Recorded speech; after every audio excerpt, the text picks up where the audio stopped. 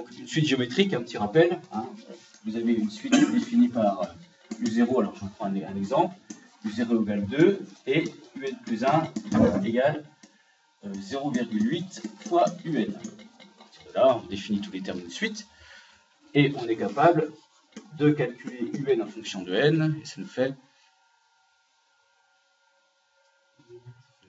donc 2 fois Q puissance N. U0 fois Q puissance N. Et ce qui va nous intéresser plus particulièrement pour le cours sur la transformée en Z, c'est la somme de ces termes. Alors, tout le monde connaît ce symbole? Ouais. Donc, je vais sommer de K égale 0 à N les U indices K. Donc, c'est U0 plus U1 plus etc. et plus à la fin UN. L'indice K variant de 0 jusqu'à N et j'additionne tous les termes. Et vous avez appris, en tout cas je vous le rappelle, que cette somme se calcule sous la forme pour les termes d'une suite géométrique, et bien évidemment pas pour une arithmétique ou une autre suite, sous la forme U0 fois 1 moins Q puissance. On compte le nombre de termes, donc on a N plus 1 sur 1 moins Q. Donc je remplace avec mon exemple. Ici, ça va me donner 2 fois voilà, 1 moins 0,8 puissance N plus 1 sur 1 moins 0,8, c'est-à-dire 0,2. Voilà. Et je vais m'intéresser maintenant, donc ça c'est la somme de 0 à N, des UK, et je vais regarder ce qui se passe lorsque N devient de plus en plus grand. Donc lorsque N tend vers plus l'infini, en fait. Qu'est-ce qui se passe si N, dans ce cas-là, devient de plus en plus grand? Pour la somme.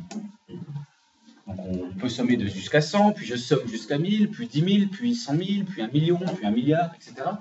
Que va devenir le résultat final? À votre avis? Qu'est-ce qui varie dans ce résultat final? Il n'y a qu'une seule chose qui varie. C'est le N. C'est justement le N que je rends de plus en plus grand. Qu'est-ce qui se passe? Le 0,8 puissance quelque chose qui devient très grand. 0,8 puissance 100, à votre avis, ça va donner quoi? Ça va se rapprocher de 0. Là, tu prends prenons 0,1 à la place de 0,8. Ça va être à peu près le même principe. 0,1 au carré. 0,01 au cube, 0,00, etc. Et donc, ce nombre-là, en fait, se rapproche de 0. Ainsi, la somme de 0 à l'infini, alors ça, c'est une notation. C'est pas quelque chose qui se calcule comme ça aisément, puisqu'on ne peut pas le calculer. Donc c'est une notation, c'est pour dire, lorsque n devient de plus en plus grand, des u indice k, eh bien je peux dire qu'elle est égale à l'infini, cette somme, à 1, moins 0, puisque ce terme-là, comme vous l'avez dit, se rapproche de plus en plus de 0, de 1 sur 1 moins 0,8, c'est-à-dire 1 sur 0,2, donc ce qui nous fait 10 sur 2, 5. Voilà. Donc, ce qu'on pourrait remarquer, c'est que si j'ajoute progressivement 2 puissance 0, 2 plus 2 fois 0,8, plus 2 fois 0,8 au carré, plus 2 fois 0,8 au cube, etc., etc., etc., plus 2 fois 0,8 puissance n, et n devient de plus en plus grand, donc je prends un nombre qui sans cesse grandit, eh bien, ça va se rapprocher, ce résultat final. Si vous faites ça avec votre calculatrice, vous allez vous apercevoir que vous obtenez un nombre très proche de 5, et plus vous choisirez n grand, plus vous vous rapprocherez de 5. Voilà. J'ai oublié fois 2. Oh, pardon, exactement, merci beaucoup. Je ne l'avais pas vu. Merci. Donc on se rapproche tout à fait de 10. Merci. Petite étourderie. Pourquoi on n'est pas à l'abri? En fait, il avait fait exprès. Je me disais, mais quand est-ce qu'il y a quelqu'un qui va me le dire? Toi, tu auras un point de plus à la prochaine. Voilà. Donc ça se rapproche de 10, excusez-moi, et non pas de 5. Alors, lorsqu'on se rapproche comme ça d'un nombre, lorsque n devient de plus en plus grand, on parle d'une convergence. sais pas si vous avez déjà entendu ce mot-là. Et donc, qu'est-ce qui converge? Eh bien, c'est cette somme. Cette somme converge, ça veut dire que lorsque l'indice n devient de plus en plus grand, eh bien, nous obtenons un nombre fixe. On se rapprochera toujours de ce nombre. Alors, s'il y a des séries qui convergent, il y en a qui ne convergent pas. Et par ça, on dit effectivement divergent.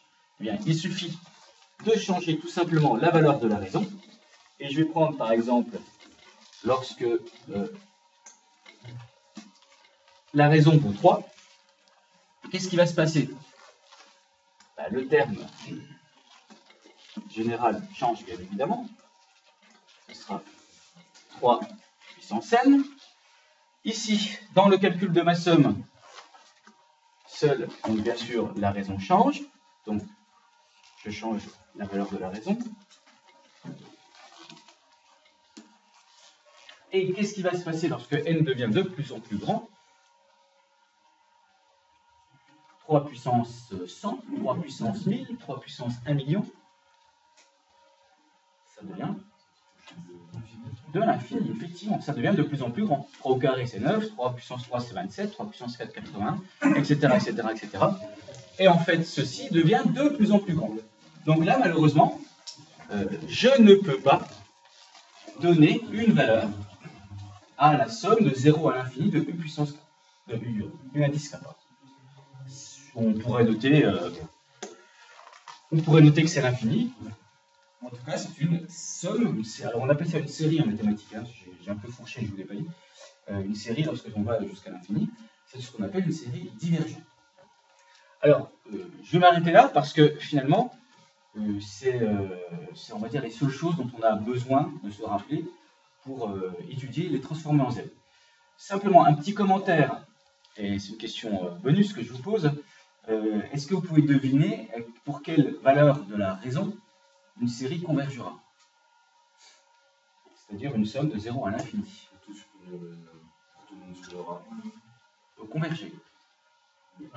Voilà. Alors, inférieur à 1. Donc, on parle de Q inférieur à 1. Mais si je prends Q égale moins 5, c'est inférieur à 1 aussi. Supérieur à 0, oui. Est-ce qu'il n'y a pas mieux? Et si je prenais moins 0,5? Hein, puisque moins 0,5 puissance n plus 1, ça va aussi tendre vers 0. Donc effectivement, c'est entre moins 1 et 1. Alors quand on a un nombre compris entre moins 1 et 1, on peut dire que sa valeur absolue est inférieure à 1. Hein, la valeur absolue, c'est le nombre sans signe. Et si c'est égal à 1, qu'est-ce qui se passe si Q est égal à 1?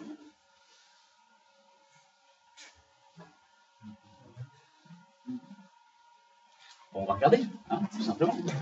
UN plus 1, dans ce cas-là, égale 1 fois UN. Donc, ça va être une suite qui est, ça ne change jamais, c'est une suite qui est donc constante. Et donc, je somme les UK, U0 plus U1 plus UN, mais en fait, je somme juste le même nombre. C'est-à-dire que de 0 jusqu'à n, qu'est-ce que ça va me donner avec cette suite-là? U0 égale 2, UN plus 1 égale UN. La somme de k égale 0 à n des UK. Il y a du 2, oui.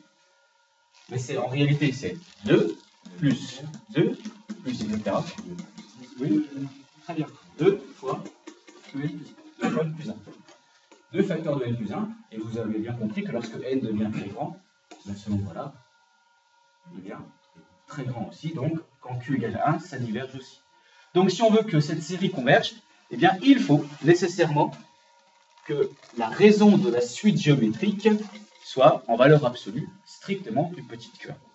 Et s'il nous venait à imaginer une suite complexe, c'est-à-dire à prendre une raison qui est un nombre complexe, eh bien, il faudrait que, non pas la valeur absolue, mais